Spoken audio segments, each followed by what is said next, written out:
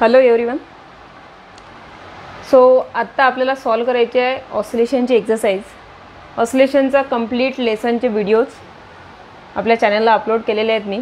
तुम्हाला जेव्हाही वाटलं की ऑसिलेशनचा हा टॉपिक आपल्याला हार्ड वाटतो आहे, तुम्ही यूट्यूब चॅनलला जाऊन सगळे टॉपिक बघू शकता. एक्सरसाइज बाकी होती आणि क्लासमध्येही मी तुमचं सगळं लेसन घेतलेलं आहे. एक्सरसाइज बाकी यासाठी ठेवली की एक्सरसाइजचे सोल्युशन जर यूट्यूबला असले तर तुम्ही तुमच्या एक्झाम टाईमपर्यंत कधीही तुम्हाला एक्सरसाइजचं सोल्युशन समजलं नाही तर तुम्ही यूट्यूबमध्ये हा व्हिडिओ जाऊन बघून तो क्वेश्चनचं सोल्युशन परत समजून घेऊ शकता.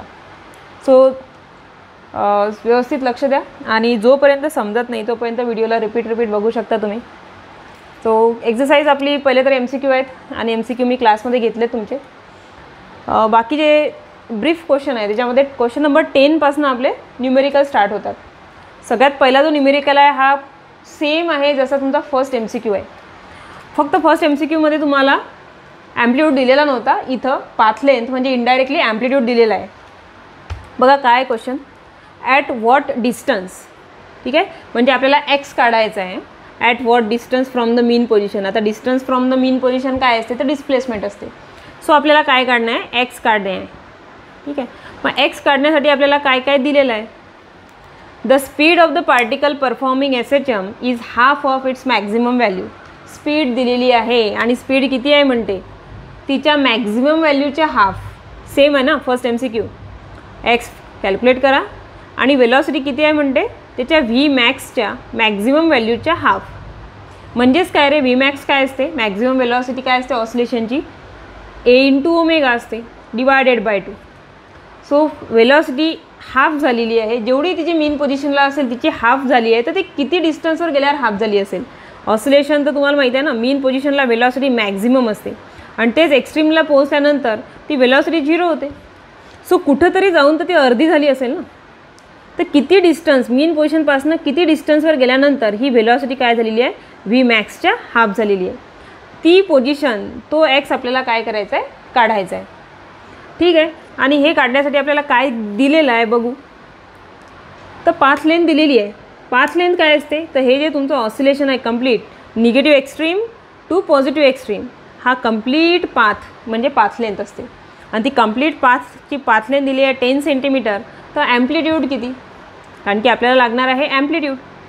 ॲम्प्लिट्यूड काय असते, मीनपासून तर एक्स्ट्रीमपर्यंतचं अंतर. जर टोटल इथून इथपर्यंत डिस्टन्स 10 आहे तर हे अर्धा डिस्टन्स किती होणार कोणी सांगू शकते. Amplitude is always half of the path length. Path length जर 10 तर amplitude 5 centimetre. So path length दिलेली आहे म्हणजे इनडायरेक्टली आपल्याला काय दिलेलं आहे, ॲम्प्लिट्यूड. सो ॲम्प्लिट्यूड पण गिवन आहे. ॲम्प्लिट्यूड इज इक्वल टू काय असते, पाथ लेंथच्या हाफ असते. सो पाथ लेंथ आहे 10 centimetre divided by 2 is equal to 5 centimetre. ठीक आहे. सो आता आपल्याला काढायचं आहे एक्स आणि एक्ससाठी आपल्याला दिलेला आहे V आणि A. सो V दिला आहे तर Vच घेऊ, Vचाच यूज करू. V is equal to omega under root in bracket A² minus X². V काय आहे, V दिलेला आहे A/ω/2 म्हणजे Vmaxच्या half. So A/ω/2 is equal to omega under root in bracket A² minus X². Omega cancel. जर आपल्याला एक्स हवा आहे तर एक्स तर रूटच्या आतमध्ये आहे. So squaring both side. तर इथे येणार A²/4. Aचा स्क्वेअर A² आणि 2चा स्क्वेअर काय होणार 4. A²/4 इज इक्वल टू, इथला स्क्वेअर जर केला या रूटला तर स्क्वेअर आणि रूट एकमेकांसोबत कॅन्सल होऊन इकडे राहणार फक्त A² मायनस X². बरोबर आहे ना. इथं जर तुम्ही स्क्वेअरिंग कराल या कंप्लीट नंबरला तर सगळ्या दोघांनाही रूट आहे, दोघांचे स्क्वेअर करसाल तर स्क्वेअर रूट एकमेकांच्या अपोजिट असतात, कॅन्सल होऊन जाणार. ठीक आहे, मग आपल्याला एक्स हवा आहे तर एक्सला इकडे आणा, पॉझिटिव्ह होणार आणि A²/4 जे आहे तिकडे जातील तर मायनसला जातील. म्हणजे X² जर इकडे आलं तर प्लस होणार. X² इज इक्वल टू इकडे आहे A² आणि हे A²/4 तिकडे जातील तर मायनस A²/4. क्रॉस मल्टिप्लिकेशन करा कारण की बेस सेम नाही आहे. X² is equal to 4A² minus A² divided by 4, कारण की Aच्या खाली काही नाही म्हणजे 1 आहे. सो क्रॉस मल्टिप्लिकेशन केलं तर 4 × A² 4A², 1 × A² A² आणि खाली 4 × 1 = 4. तर 4a स्क्वेअरमधनं 1a स्क्वेअर गेला, 3a स्क्वेअर राहिले. X square is equal to 3a square by 4. आणि आपल्याला एक्स हवा आहे, तर taking square root on both side,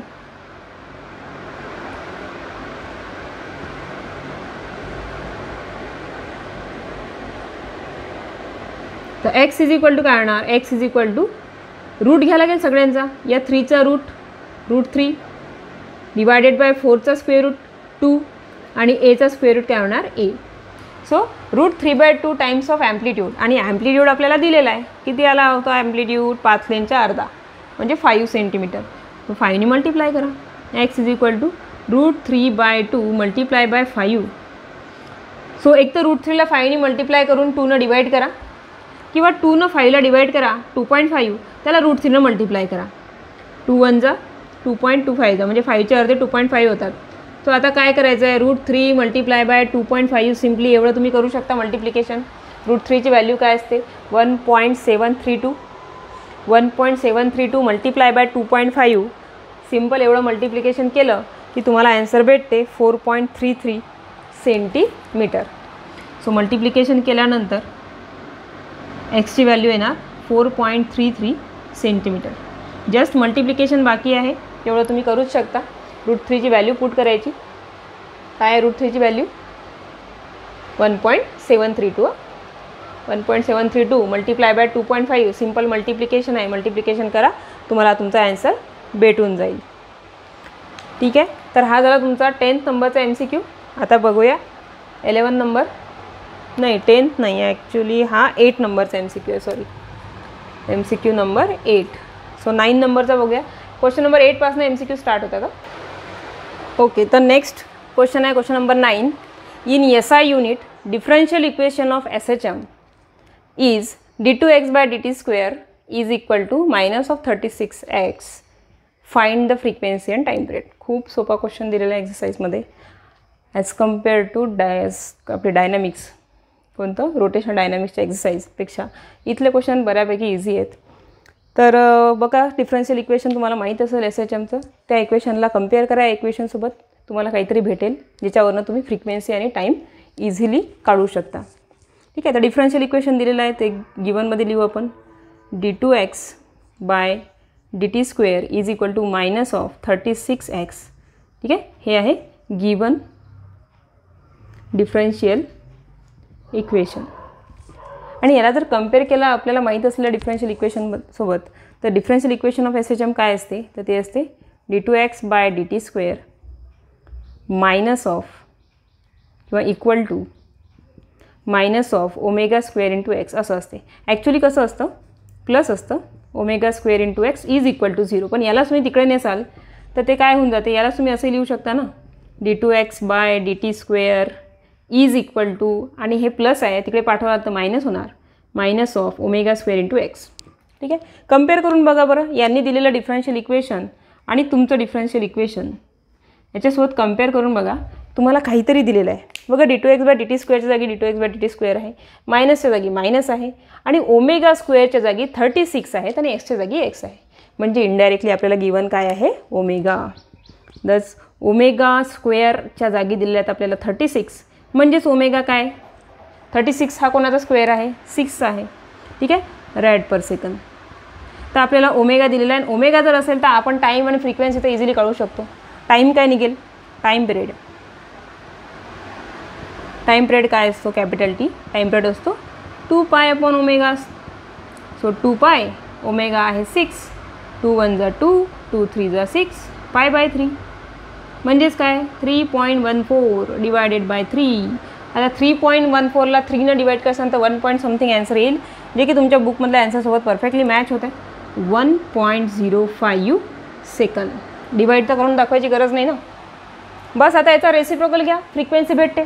frequency काय असते, frequency is reciprocal of time period. Frequency म्हणजे n is equal to 1 upon t. 1 upon 1.05. 2 point काढा, वरती 2 0 देता येतात, वरती होतील 100, खाली होतील 105. याला फायनलाइज करा. फायनलाइज करसाल काय येईल ॲन्सर, वरती 5 2 जा 10, 5 0 0, 5 2 जा 10, 5 1 जा 5. 20ला 21 डिवाइड करसाल मोठ्या नंबरनी तर 0 पॉईंट समथिंग ॲन्सर येणार. बरोबर आहे. डिवाइड करून बघा, तुमचा ॲन्सर येणार 0.955 हर्ट्स. ठीक आहे. सो ॲन्सर मॅच होत आहेत परफेक्टली. आणि हे आहे तुमचं क्वेश्चन नंबर 9चं सोल्युशन. खूप इझी क्वेश्चन होता क्वेश्चन नंबर 9. पुढचा पण इझीच आहे क्वेश्चन नंबर 10. बघूया आता क्वेश्चन नंबर 10 काय आहे. ओके, बघा आता नेक्स्ट क्वेश्चन नंबर 10 काय आहे. A needle of swing machine moves along the path of amplitude 4 centimetre. Swing machine, कपडे शिवायची मशीन माहीत आहे, त्याची निडल वरखाली ऑसलेट होते. ठीक आहे. तर ती जी मशीन आहे त्या मशीनची जी निडल ऑसलेट होत आहे तिचा ऑसलेशन होण्याचा टोटल ॲम्प्लिट्यूड जो आहे तो दिलेला आहे. ठीक आहे. सो आपल्याला ॲम्प्लिट्यूड गिवन आहे. गिवनमध्ये आपण लिहू शकतो A 4 सेंटीमीटर. आणखी काय दिलं आहे, जी ऑसलेट होण्याची फ्रिक्वेन्सी आहे म्हणजे एका सेकंदात ती किती ऑसलेशन कंप्लीट करते तर 5 हर्ट्स. 5 ऑसलेशन कंप्लीट करते. आणि आपल्याला काढायचं आहे ॲक्सलरेशन. कधी पण 1/30 सेकंद. म्हणजे मीन पोझिशनपासून जेव्हा तो पेंडुलम नाही, मीन पोझिशनपासून जेव्हा ती स्विंग मशीन वर किंवा खाली गेली असेल तर तिथून मूव्ह होताना किती वेळ झाला 1/30 सेकंद. तर 1/30 सेकंदला तिचं ॲक्सलरेशन किती असेल. तुम्हाला माहिती आहे ऑसिलेशनमध्ये मीन पोझिशनला ॲक्सलरेशन मॅक्झिमम असतं आणि एक्स्ट्रीमला जाता जाता ॲक्सलरेशन 0 होतं. तर आपल्याला ॲक्सलरेशन कुठलं काढायचं आहे 1/30 सेकंद नंतरचं, म्हणजे मधलंच कुठलं तरी काढायचं आहे. सो मधलंच कुठलं तरी ॲक्सलरेशन काढायचं असेल तर ॲक्सलरेशन काय असते ω² × x असतं. एक्सवर सगळं काही डिपेंड करतं. तर आपल्याला एक्स काही दिलेला नाही आहे. सो आपलं काम आहे पहिले एक्स फाइंड आउट करणे. फ्रिक्वेन्सीवरनं ओमेगा तर भेटून जाईल. 5 हर्ट्स फ्रिक्वेन्सी दिली आहे, ओमेगा तर मिळेल. एक्स कसा काढायचा तर एक्स काढायचं कधीही काम पडलं तर पहिले बघायचं मोशन कुठून स्टार्ट झाली, मीन की एक्स्ट्रीम. तर त्यांनी दिलेलं आहे after it crosses the mean position. म्हणजे इक्वेशन आपल्याला घ्यायचं आहे x A sin ω t.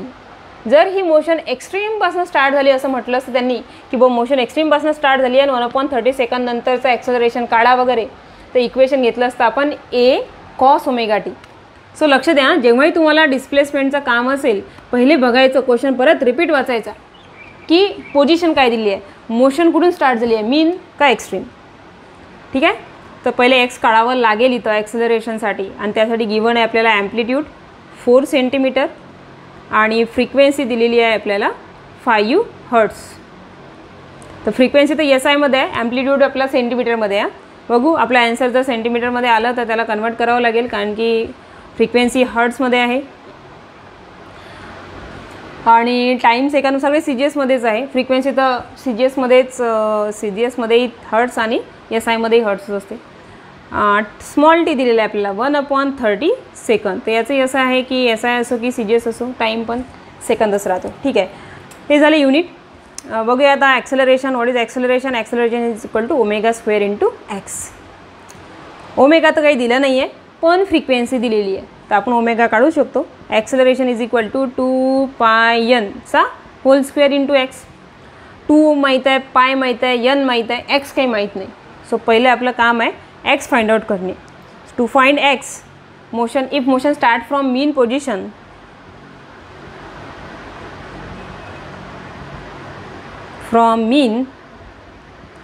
x is equal to काय असते A sin ω t plus phi जो असतो तो मीनसाठी 0 असतो. तो सिंपल इक्वेशन आहे A sin ω t. पण जर ही मोशन एक्स्ट्रीमपासून स्टार्ट झाली असती तर हे इक्वेशन चालत नाही. हे इक्वेशनचं होणार A cos ω t किंवा A sin ω t प्लस π/2. ठीक आहे, लक्ष ठेवा याच्याकडे. तर ठीक आहे, एक्स काढायचं आहे. ॲम्प्लिट्यूड पुट करा 4 साइन ओमेगाच्या जागी तुम्ही टाका तुमची व्हॅल्यू. ओमेगा किती आहे 2πn² आहे. 2πn ओमेगा आणि टी तुम्हाला दिलेला आहे. टी आहे 1/2πnला मी डायरेक्ट 5 टाकू का आणि टाईम दिलेला आहे तुम्हाला 1/30. कारण की एची व्हॅल्यू टाकली, टाईमची टाकली तर n पण टाकूनच देते. फक्त तुम्ही लक्षात ठेवा की ओमेगा काय असतं 2πn. इथं आलंच लक्षात ओमेगा इज 2πn. करा कॅल्क्युलेशन. 5 2 जा 10, 10/30. x is equal to 4 sine in bracket 5 2 जा 10, 10π डिवायडेड बाय 30 0 0 कॅन्सल म्हणजे π/3. साईन π/3 किती असते? साईन π/3. याला आपण इक्वेशन 1 घेऊ. x इज इक्वल टू काय मिळालं आपल्याला? 4 sine π/3 into t. Sorry t तर घेतलं आहे, सॉरी टी घेतलं आहे आपण. कंप्लीट ओमेगा टी आला आपला π/3. तर साईन π/3 ची व्हॅल्यू सांगा मला, तुम्हाला आन्सर भेटून जाते. साईन π/3 किती? साईन π/3 असते √3/2. सो लेस करा, 2 1 जा 2 2 जा. x is equal to 2√3. 2√3 displacement आहे जी की सेंटीमीटरमध्ये येईल. आता एकदा का डिस्प्लेसमेंट मिळाली ही इक्वेशन 1 मध्ये पुट करा. So equation 1 implies that acceleration is equal to 2πn whole square multiply by x. So a is equal to 2 square करते मी आता direct. 2चा square 4 pi square एनचा square 5चा 25. चला आपण लिहून घेऊ पहिले value. 2 into 3.14 into 5 whole square multiply by x आहे 2√3. आता बघा तुम्हाला जस्ट स्क्वेअरिंग करायची आणि मल्टिप्लिकेशन करायचं. तुम्हाला मेथड पूर्ण सांगितली मी. एवढं काम तुम्ही करायलाच पाहिजे. 2चा स्क्वेअर होणार 4, 3.14चा स्क्वेअर अप टू 9.8 समथिंग आणि 5चा 25 किंवा तुम्ही त्याला 10 घेऊन टाका. 9.8ला रफली 10 घ्या. तुमचा ॲन्सर कधी परफेक्ट नाही आलं तरी जवळपास येईलच. Multiply by 2 into √3. √3ची व्हॅल्यू 1.732 टाका. सगळ्यांचं मल्टिप्लिकेशन करा, तुमचा ॲन्सर येऊन जाईल. सेंटीमीटरमध्ये येईल, जे येईल ते सेंटीमीटर पर सेकंड स्क्वेअर आणि त्याला मग मीटर पर सेकंडमध्ये कन्वर्ट करून तुमचं फायनल ॲन्सर येईल. बघा याचं मल्टिप्लिकेशन काय येते. तर जे मल्टिप्लिकेशन येणार ते तुमचं जे ॲन्सर येणार ते येणार सेंटीमीटर पर सेकंद. तर तुम्ही त्याला सेंटीमीटर पर सेकंड स्क्वेअर लिहू शकता. पण तुम्हाला जर तुमचा ॲन्सर SI मध्ये हवं असेल तर तुम्हाला कन्वर्ट करावं लागेल त्याला सेंटीमीटरचा मीटर. तर किती सेंटीमीटरचे किती मीटर होतात? तर 100 सेंटीमीटरचे 1 मीटर होतात. तर तुम्हाला कन्वर्ट करावं लागेल. सेंटीच्या जागी तुम्हाला 10⁻² पुट करून सॉल्व करून तुम्हाला मीटर पर सेकंडमध्ये तुमचा ॲन्सर येऊन जाणार 34.2 मीटर पर सेकंड स्क्वेअर. ठीक आहे. सेंटीचे मीटर करावे लागतील पण मगच ॲन्सर तुमचं मॅच होईल. बाकी तुम्हाला हे कामाचं आहे, कॅल्क्युलेशन तुमचं काम आहे हे एवढं करणं मल्टिप्लिकेशन. फक्त कसं सॉल्व करायचं बा. ॲक्सेलरेशन काढायसाठी आपल्याला डिस्प्लेसमेंट तर दिलीच नाही. तर डिस्प्लेसमेंट कशी काढायची तर बघायचं. मोशन कुठून स्टार्ट झाली आहे? मीनपासनं. तर मीनचं इक्वेशन घ्यायचं. ठीक आहे. पहिले डिस्प्लेसमेंट काढायची, मग ॲक्सेलरेशनमध्ये डिस्प्लेसमेंट पुट करून ॲक्सेलरेशन काढायचं, कॅल्क्युलेशन करायचं. ते सेंटीमीटर पर सेकंड स्क्वेअर येणार, त्याला मीटर पर सेकंडमध्ये कन्वर्ट करायचं. ठीक आहे. सेंटीचं मीटर करायचं असेल इथं 10⁻² पुट करून टाकायचे, जे येईल ते ॲन्सर तुमचं. तर हा झाला तुमचा क्वेश्चन नंबर 10. ठीक आहे. तुम्हाला हे जमलं नाही मल्टिप्लिकेशन, सेंटीमीटर पर सेकंड स्क्वेअर पण आलं नाही करता, ॲन्सर मॅच नाही झालं तर मला उद्या क्लासमध्ये सांगा. ओके. बघा नेक्स्ट क्वेश्चन नंबर 11 काय आहे. आपण खूप इझी क्वेश्चन आहे. पोटेन्शियल एनर्जी विचारली नाही ॲक्च्युली. पोटेन्शियल एनर्जी दिली आहे तुम्हाला. Potential energy of the particle performing SHM is 0.1 into π² into x² joule. SI युनिटमध्ये दिलेली आहे. ही दिलेली आहे तुम्हाला पोटेन्शियल एनर्जी. आणि आणखी काय दिलं आहे? If the mass is 20 gram. Mass पण दिलं आहे. विचारलं काय मग? Find the frequency of oscillation. आता तुम्ही म्हणाल मॅम पोटेन्शियल एनर्जी आणि फ्रिक्वेन्सी काय रिलेशन आहे? पण रिलेशन आहे, कारण की पोटेन्शियल एनर्जीमध्ये येते ओमेगा आणि ओमेगामध्ये येतो N. 2πN is equal to omega. ठीक आहे. तर त्या भरोसे त्या रिलेशननी आपल्याला हे क्वेश्चन सॉल्व करायचं आहे. तर ठीक आहे. आपल्याला काय दिलेलं आहे? आपल्याला दिली पोटेन्शियल एनर्जी किती आहे? 0.1 π² x² जूल. आणि मास दिलेला आहे 20 ग्राम. म्हणजे किती रे ग्रामला? हे जर जूलमध्ये आहे तर याला SI मध्ये कन्वर्ट करावं लागेल. आणि ग्रामचे जर किलोग्राम करायचे असतील तर 10⁻³ किलोचा +3 घेसाल तर तुम्हाला बाजूला ॲडजस्टमेंटसाठी -3 घ्यावं लागेल. म्हणजे हे कन्वर्ट होऊन जातील SI मध्ये. ठीक आहे. आता पोटेन्शियल एनर्जी दिली आहे तर त्याचा यूज करू.